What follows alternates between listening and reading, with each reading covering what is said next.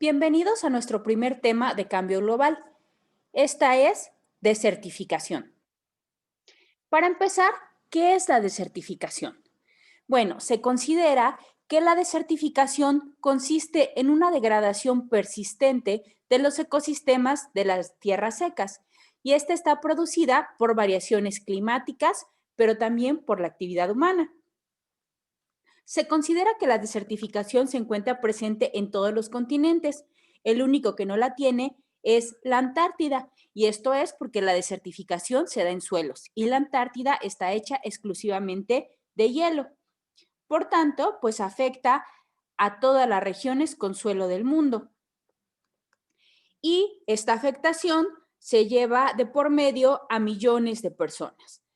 Lo más lamentable aquí es que la mayoría se encuentran en las zonas pobres que viven en las tierras secas. Se define, de acuerdo a la Convención de las Naciones Unidas de Lucha contra la Desertificación, que la desertificación es la degradación de las tierras de zonas áridas, semiáridas y subhúmedas secas resultante de diversos factores, como variaciones climáticas y actividades humanas. Pero en sí, ¿qué es la degradación de las tierras? Bueno, esta se define como la reducción o pérdida de productividad biológica o económica de las tierras. Y aquí les muestro un mapa donde vemos las zonas que son consideradas como hiperáridas, áridas, semiáridas, subhúmedas secas, húmedas y de clima frío. Si vemos, las zonas hiperáridas se encuentran en la parte central de Asia y también en una parte norte de África, en una parte sur de África y la tenemos también en el gran desierto chileno. Las zonas áridas se encuentran extendidas en Asia, en África, en Norteamérica, en Sudamérica y en Australia. Y bueno, México, ¿qué tenemos en México? Pues en México tenemos zonas que son consideradas áridas, una partecita hiperárida, que es la parte del desierto del Altar en Sonora, y zonas que son consideradas húmedas. En sí, las tierras secas abarcan el 41% de la superficie terrestre y, según datos que se tenían en el año 2000, un tercio de la población. En esa época correspondían a 2.000 millones de personas. No se tienen datos más recientes y por eso es que les doy estos datos que son un poco atrasados. De las tierras que de por sí son secas, entre el 10 al 20% ya están degradadas y se considera que 1 a 6% de los pobladores de tierras secas viven en zonas que ya están desertificadas, o sea, ni siquiera en proceso de desertificación, sino ya desertificadas. Lo peor del caso es que en estas zonas, pues hay un aumento de desertificación por las personas que viven ahí. En esta zona les muestro cómo en lugares donde llueve muy poco, cuando llega a llover, pues se crean grietas de desecación.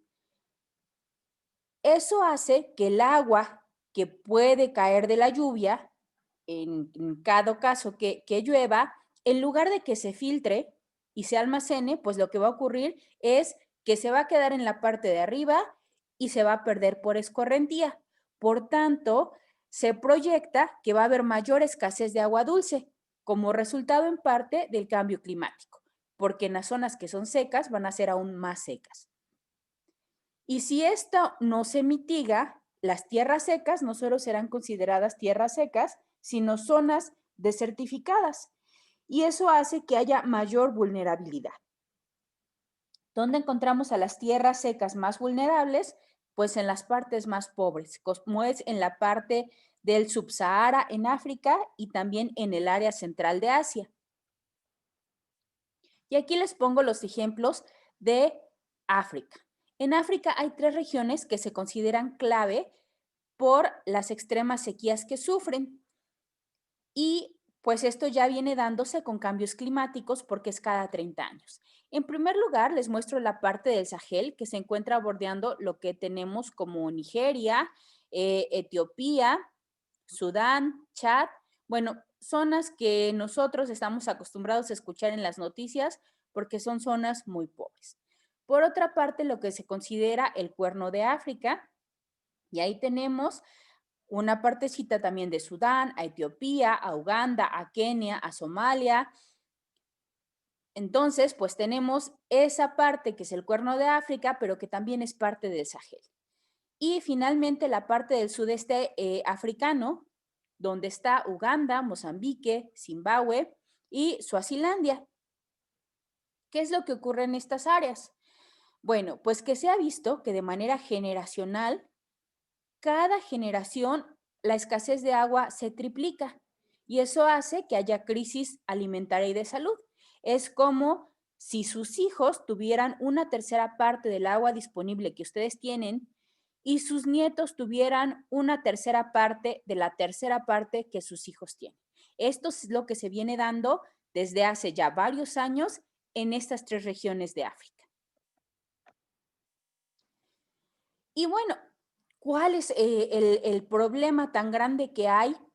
Pues que tenemos los llamados servicios ecosistémicos. Si recuerdan, cuando vimos los ecosistemas en ecología, hicimos mucho hincapié en los servicios ecosistémicos. Pero ¿de qué dependen los servicios ecosistémicos y los ecosistemas? Pues de la cobertura vegetal. Y eso obviamente está limitado por la presencia o la escasez de agua. Si hay escasez de agua, se van a usar más los servicios ecosistémicos y se va a forzar más a los ecosistemas a producirlos.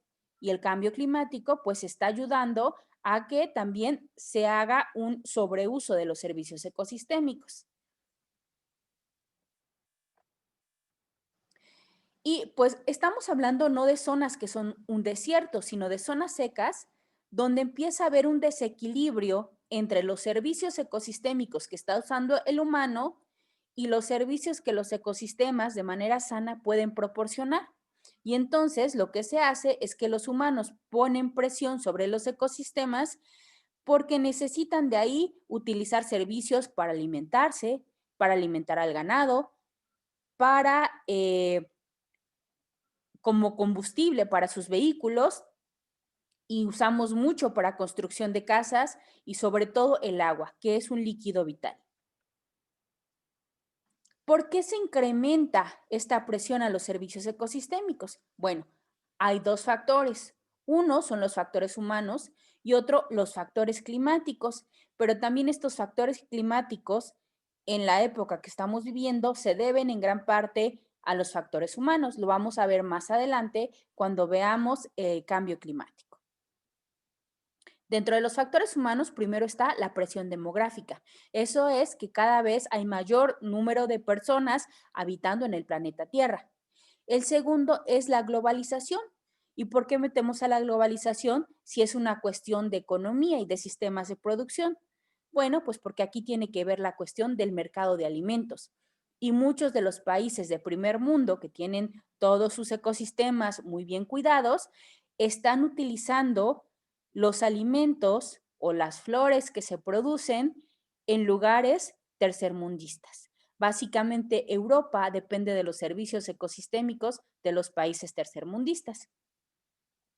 Y finalmente, el uso de suelo. Hemos modificado mucho el uso de suelo y todos los ecosistemas los hemos estado invadiendo, ya sea para tierras de cultivo, para construir ciudades o para pastoreo. La otra, pues los factores climáticos. Va a haber mayores sequías en las zonas secas y esta reducción de agua se va a deber principalmente al cambio climático. Y el cambio climático se está dando en gran parte por los gases de efecto invernadero que han aumentado desde la revolución industrial. Ahora, aunque estamos hablando de una parte negativa, pues lo que se trata de ver si ya se identificó un problema es qué es lo que se puede hacer. Y para evitar esto que se llama espiral de desertificación, primero, pues hay que ver cuál es el sistema de productividad que tienen los pobladores en las tierras secas. Porque estas personas son las que están usando los servicios ecosistémicos para satisfacer sus necesidades básicas. ¿Qué era lo que pasaba en un principio? Pues las personas eran nómadas y entonces si eran nómadas se acababan lo que había en un lugar y se iban hacia otro lado y dejaban que ese sitio se recuperara. Pero desde que se inventó la agricultura, se empezaron a establecer sociedades y empezamos a terminarnos lo que había en un sitio y a seguir consumiendo lo que había ahí. Entonces empezamos primero con las cosechas y luego la ganadería también que se empezó a establecer. Tenemos una gran demanda de producción lechera, pero no solo eso, sino que aunque en la actualidad ya no dependemos tanto de la leña, pues sí se sigue utilizando en comunidades rurales. Y la otra, los materiales de construcción. Entonces, de todo eso que se está usando, estamos destruyendo los ecosistemas, pero más aún en tierras secas, todo esto está limitado por la cantidad de agua. De por sí no tienen, hay mucha gente que la está tratando de utilizar de más y entonces cada vez se están quedando sus ecosistemas más pobres.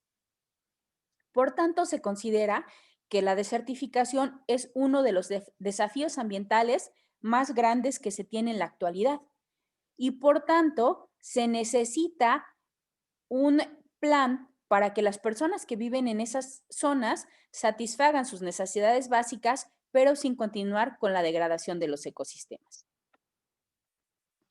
Primero, se ha notado que cada vez hay más variaciones en el clima y estas variaciones se dan a lo largo del año. Y bueno, esto hace que no se tenga la misma producción de cosechas, que no se tenga la misma producción de alimento para el ganado y que tampoco se tenga la misma cantidad de agua. La otra es que los ecosistemas no están llegando a su nivel de resiliencia, es decir, al nivel en el cual pueden recuperarse, sino que ya no llegan a esos niveles y por tanto se les empieza a poner estrés y empiezan a degradarse. En otras palabras, cuando empieza la degradación de los suelos y de los ecosistemas, se empieza a dar la desertificación. En tierras áridas es relativamente normal que haya estos sistemas de fluctuaciones. Sin embargo, cuando empiezan a darse de manera prolongada en periodos muy largos de tiempo, pues es cuando ya se considera que se están desertificando. ¿Cuáles son los mecanismos o los principales mecanismos que están vinculados a la desertificación en tierras secas? Pues primero es la pérdida del suelo. Cuando hay pérdida del suelo, pues va a haber cambios en la composición vegetal, porque no va a poder soportar las plantas que tenían un principio. Y entonces eso va a llevar a que haya una reducción de la cubierta vegetal. Pero si hay una reducción de la cubierta vegetal, va a haber una mayor pérdida del suelo por viento o por lluvias. Y si hay una mayor pérdida de la cubierta vegetal y del suelo, en el remoto caso de que haya lluvias, en lugar de que el agua se filtre, pues lo que va a hacer es que las gotas de agua van a caer directamente sobre el suelo, no sobre la cubierta vegetal. Y eso va a ocasionar que haya compactación del suelo y que no haya filtración del agua. Y entonces se va a deteriorar la calidad del agua porque no va a pasar a través de los procesos de filtración del suelo. Y si no se filtra a través del suelo, entonces pues no va a poder llegar a los mantos freáticos y vamos a tener una menor cantidad de agua disponible. Y eso a la larga nos va a llevar a que haya cambios de clima a nivel regional. Ahora, aquí les estoy poniendo dos ejemplos. Uno es de la parte norte de México. Cuando hay sequías extremas, los ganaderos pierden todo su ganado porque no tienen cómo alimentarlo ni cómo darles agua. Y entonces, pues se recurre a fondos que tiene el gobierno federal para poder apoyarlos. Pero ¿qué se hace en África cuando son gente muy pobre y que tienen lugares muy pequeñitos de agua y vean cómo siguen ahí las grietas de desecación? Pues aunque sean zonas muy áridas pueden continuar degradándose y los pocos servicios ecosistémicos que prestaban cada vez van a ser menores, aunque las tierras que se consideran hiperáridas no están consideradas dentro de la definición de desertificación que nos da la Convención de las Naciones Unidas de la lucha contra la desertificación. Sin embargo, pues las tierras secas sí están expuestas a las cuestiones de qué tanta cantidad de agua continental tienen, cuál es la cantidad de población humana y cuántas tierras se están utilizando para el cultivo, porque estos procesos están ligados a la desertificación. Ahora, Cuando fuimos al Jardín Botánico y les hablaron de los ecosistemas de agua dulce y vimos los ecosistemas de agua dulce, pues vimos que dependen muchas especies de ellos. Pero, ¿qué hacemos con las zonas secas? Donde estos ecosistemas de agua dulce básicamente son inexistentes o únicamente existen de manera anual. Pues eso va a tener un gran impacto en el paisaje. Y entonces, solo hablando de la parte de África va a afectar a millones de personas. Y después, ¿qué pasa? Pues la gente que no tiene lo suficiente en una zona rural, en zonas áridas, migra hacia las ciudades. Y entonces las ciudades empiezan a volverse zonas secas. Y en estas zonas secas es donde hay una gran cantidad de la población. ¿Cuáles son dentro de las principales consecuencias que se tiene en la desertificación? Pues primero, que no va a haber servicios de los que se les llama de aprovisionamiento. Alimento para humanos, alimento para animales, fibras textiles y agua dulce. La segunda, pues los servicios de regulación, como va a ser tener agua limpia y regular el clima. La tercera, pues también está vinculado con situaciones que a veces no le ponemos mucha atención, pero que nos brindan los servicios ecosistémicos, como es el ocio y también la identidad cultural. Y finalmente, pues los servicios de apoyo, que lo van a ver más ampliamente en edafología y que son los servicios que nos brindan los suelos. En áreas desertificadas, ¿qué es lo que hacen los habitantes? Pues que empiezan a estar en zonas cada vez más marginales, porque tienen una productividad cada vez más baja. Y eso lo que hace es que las tierras que alguna vez fueron de pastoreo o cultivadas no puedan ser ya rentables y entonces tenga que haber migración. Y en estas migraciones, pues se incrementan los llamados cinturones de pobreza, que es un tipo de urbanización irregular. Pero además de eso, les mostré unos países ahí que generalmente viven en conflicto. ¿Y por qué viven en conflicto? Pues porque sienten que el país de junto está transgrediendo fronteras o que las gentes que están migrando están tomando los servicios ecosistémicos. Además de que hay una marcada diferencia de castas en África, una diferencia étnica que fue muy famosa en la década de los 70 y que se sigue dando. Hay, por tanto, también una diferencia social y política, y la gente que está marginada queda cada vez más marginada y es la que está más expuesta a sufrir estos daños de desertificación. Y pues como les comentaba hace rato, en las tierras secas se transformaron las tierras de pastoreo por zonas donde se empieza a cultivar. Y si se empieza a cultivar, se degradan los suelos. Y esa degradación de los suelos, pues va a aumentar el riesgo de desertificación. Sobre todo porque tenemos dos prácticas no sostenibles. Una, pastoreo móvil. Se acaban algo, se van a otro lado, se lo terminan, pero hay un sobrepastoreo de las mismas zonas. Ya no se da tiempo a que se recuperen, sino que cuando empiezan a tener algo, se regresan a esa zona y vuelven a degradar. Durante la segunda mitad del siglo XIX es cuando se empezó el auge de la cría de ganado a nivel comercial. Y esa se extendió mucho en la parte del norte de Sudamérica, de Sudáfrica y de Australia. Sudamérica es muy famosa por los buenos cortes de carne que tiene. Pero, pues los lugares que se tenían como un tipo de ecosistema diferente, los empezaron a convertir en pastizales o en matorrales para que el ganado se pudiera alimentar de ellos. Y al pasar animales con un gran peso, pues empezó a compactar el suelo. Y eso hizo que se iniciara con el proceso de degradación. Y pues, ¿qué es lo que pasa cuando tenemos una tierra que era cualquier otro tipo de ecosistema y que de pronto lo volvemos pastizal? Pues que vamos a tener mayor cantidad de suelo sin cubierta vegetal y eso va a hacer que aumente la escorrentía. Aquí lo que les muestro en esta imagen es cómo se da en zonas que han estado erosionadas, en suelos erosionados. Vemos una alrededor arbolada y una zona que está totalmente libre de vegetación. Y entonces, ¿qué es lo que pasa con las lluvias? Pues que esas lluvias nos crean unos canales por donde escurre el agua. Y en lugar de que el agua se vaya hacia abajo y se filtre, pues simplemente se desplaza de manera lateral y se pierde. ¿Y a quiénes afecta la desertificación?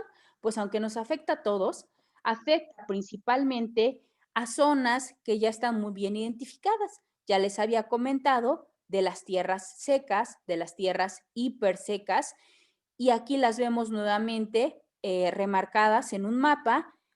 Resaltan la parte central de Asia, la parte norte y sur de Australia, de África, la zona de Australia, la zona sudamericana de Chile y de Argentina, y pues tenemos ahí una parte de los límites entre México y Estados Unidos, donde está el desierto de Sonora y el desierto de Mojave y el desierto de Chihuahua. Tenemos diferentes afectaciones y aquí podemos ver dónde es más grave, dónde es severa y dónde es moderada. Y la parte más severa la vemos en África, en Asia, en Sudamérica, en una partecita de Norteamérica y también en Australia. A pesar de que es tan importante el fenómeno de desertificación, únicamente hay 3 evaluaciones que se consideran exploratorias para saber cuál es la calidad de degradación de las tierras en el mundo. Una se realizó en 1991 y es el famoso GLASO. Se hacen las tierras secas, pero ahí no incluyen las tierras hiperáridas. La otra es una que se hace en 1990. El problema aquí es que no lo hicieron de manera directa, sino que se basan en fuentes secundarias, es decir, a través de un análisis de literatura. Y aquí se dice pues que 70% de las tierras secas sufrían degradación. Y después hubo una evaluación que es relativamente parcial en el 2003. También se basan en estudios bibliográficos y en datos que son a escala regional. Y ahí se estima que 10% de las tierras secas del mundo están degradadas.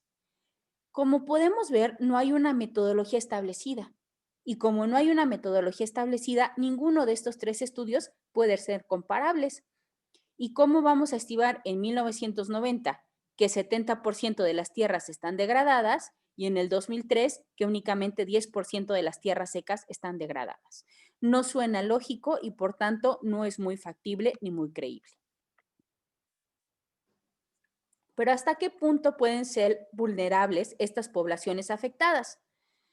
Pues bueno, les había dicho en un principio que las personas más pobres son las que van a estar más afectadas por la desertificación. Y es que al menos el 90% de los países en vías de desarrollo son los que tienen tierras secas. Y eso va a hacer que tengamos niveles de indicación peores en cuanto a bienestar humano y en cuanto a desarrollo. ¿Pero a qué se debe esto? Pues principalmente a la alta pobreza. Podemos pensar que este nivel de alta pobreza se debe a la aridez, pero también se debe, sobre todo, a los crecimientos poblacionales, porque está creciendo a nivel de 18.5% la población en las zonas pobres. Entonces, eso quiere decir que las personas que viven en las zonas más pobres y en las zonas más degradadas, pues también son las personas que más se están reproduciendo. Y eso lo podemos ver reflejado aquí, con datos que se tienen y con proyecciones que se están haciendo. Y se hizo una comparación entre la población de 15 a 59 años en la zona del África subsahariana, que es la zona muy pobre, y entre los europeos. ¿Qué se ha visto? Pues empezamos con una población mayor en Europa para 1950 en relación con la población del África subsahariana. Pero ¿qué es lo que tenemos para el 2020? Pues que la población de África ha aumentado, mientras que la población de Europa ha disminuido. Si vemos, Para el 2005-2010 es cuando se tiene como el máximo de la población europea y a partir de ahí ha disminuido. Aún así, no son muchas las variaciones, o sea, de un poquito más de 35,000 se pasó a unos 40, de 200 perdón, de 350,000 se pasó a como unos 500,000 y después va a empezar a bajar. Pero en África subsahariana se empezó con unos 100,000 en 1950 y se proyecta que para el 2050 haya más de 1 millón de personas ahí. Entonces estamos viendo un crecimiento muy grande en estos lugares. Todas esas personas van a requerir de servicios ecosistémicos y van a tener mayor presión.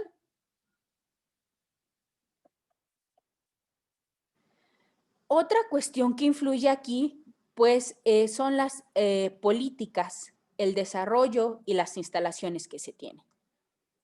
En la parte de África, los grupos desfavorecidos están marginados de la política. Con infraestructura básicamente no cuentan, el desarrollo y el crecimiento que tienen es muy lento y por tanto no cuentan con instalaciones y servicios de salud y tampoco de educación.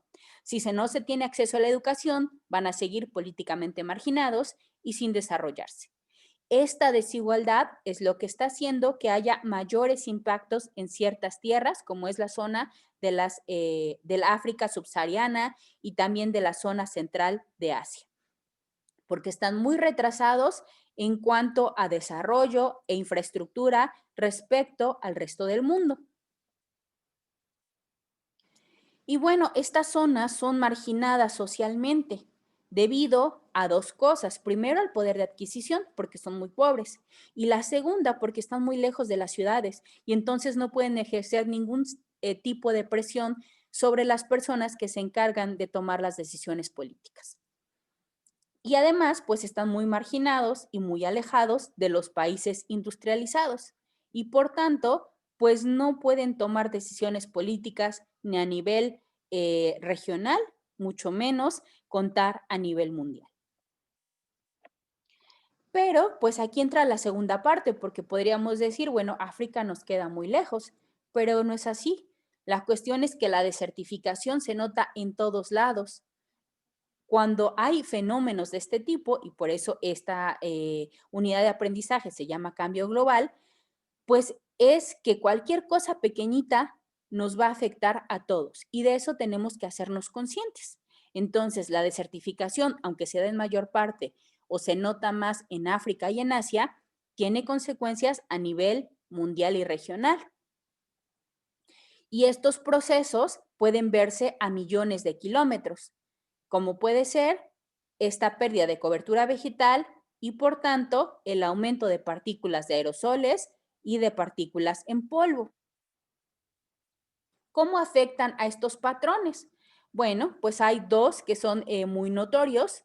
Uno es en la parte de Beijing, donde de manera continua está siendo afectada por tormentas de polvo que se originan en primavera en el desierto del Gobi.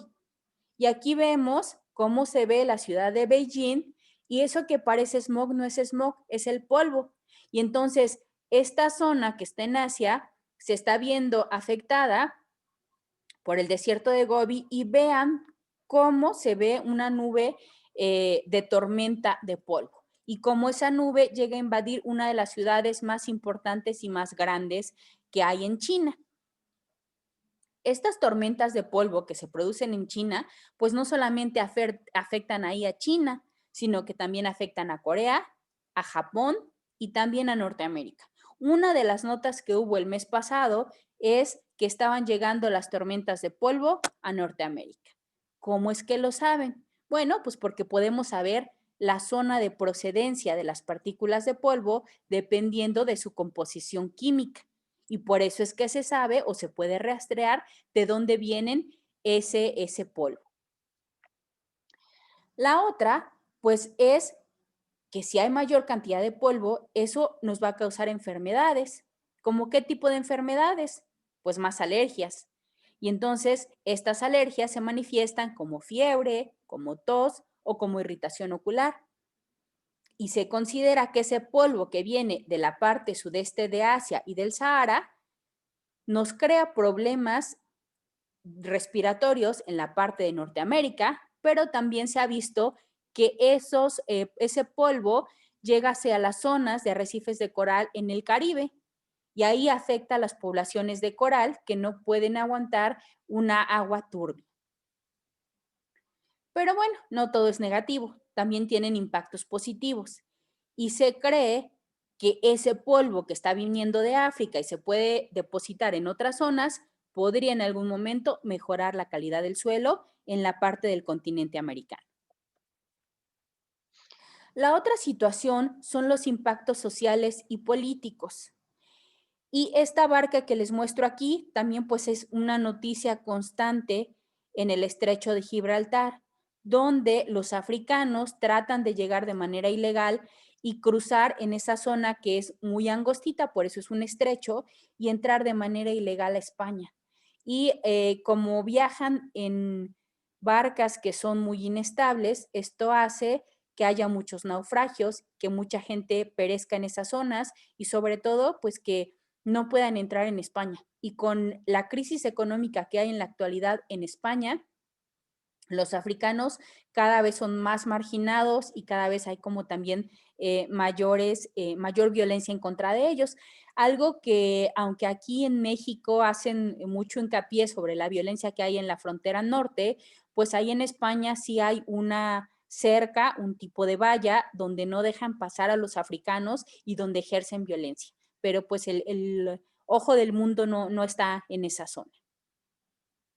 Y pues eso está causando una inestabilidad política y económica a nivel regional en la parte entre África y Europa, a nivel local en la franja del estrecho de Gibraltar y a nivel mundial, porque también muchas veces, si ya no se pueden establecer ahí, tenemos muchas migraciones de chinos, o más, bueno, más bien de asiáticos, perdón, y de africanos hacia la zona de América. Y hablando de las principales causas de la desertificación, pues tenemos factores sociales, económicos, políticos, la globalización y el uso de suelos. Dentro de los factores indirectos podemos considerar el aumento poblacional que ejerce una presión sobre los ecosistemas, los factores políticos que no hacen un estudio ambiental y permiten que se hagan grandes desarrollos, los factores socioeconómicos, porque entre más gente hay, menos economía hay, mayor división de poblaciones y mayor pobreza. Y después está pues la parte de la globalización, porque estamos en un comercio internacional y si nosotros damos algo muy caro, pues va a haber alguien que lo dé más barato y alguien que lo dé más barato y entonces por eso se empiezan a producir más cosas en la parte de Sudamérica o en la parte de Asia, donde básicamente los ponen a trabajar como esclavos. Y otro más, pues es cómo utilizamos los suelos y a partir de eso, pues al modificar nuestros suelos y al modificar nuestros ecosistemas, vamos a estar modificando también el clima. Aquí, de una manera muy resumida, podemos ver cuáles son los factores climáticos, los factores geomorfológicos y a qué nos llevan. Dentro de los factores climáticos, las sequías nos ocasionan aridez en algunas zonas, pero lluvias intensas en otras. Pero el que haya una lluvia intensa no quiere decir que el agua se vaya hacia los acuíferos, sino que simplemente se puede perder y se puede ir a drenajes. Dentro de los factores geomorfológicos, pues las zonas con mayor pendiente, con rocas más suaves y con suelos que se van a erosionar fácilmente, van a llevar a que haya un deterioro y pérdida del suelo y la vegetación. Pero si a esto le agregamos los factores humanos, pues los humanos ponemos presión porque vamos a sobreexplotar los recursos naturales. Además, va a haber incendios que sean por factor humano, vamos a usar de más las aguas subterráneas y al usar de más estas aguas subterráneas no solamente las estamos sobreexplotando, sino que también estamos ocasionando salinización en los suelos. Todo eso nos va a llevar también al deterioro y pérdida del suelo y la vegetación, y estos tres factores, humanos, climáticos y geomorfológicos, nos van a llevar a la desertificación. Para finalizar, les dejo este esquemita donde tenemos las dos contrapartes. Uno, lo que ocasionaría o lo que está ocasionando la desertificación, y lo otro, si optamos por un modelo que evite la desertificación. Les dejo aquí este esquema para que ustedes lo analicen y me hagan un análisis por escrito y me lo suban como evidencia de que sí vieron esta clase.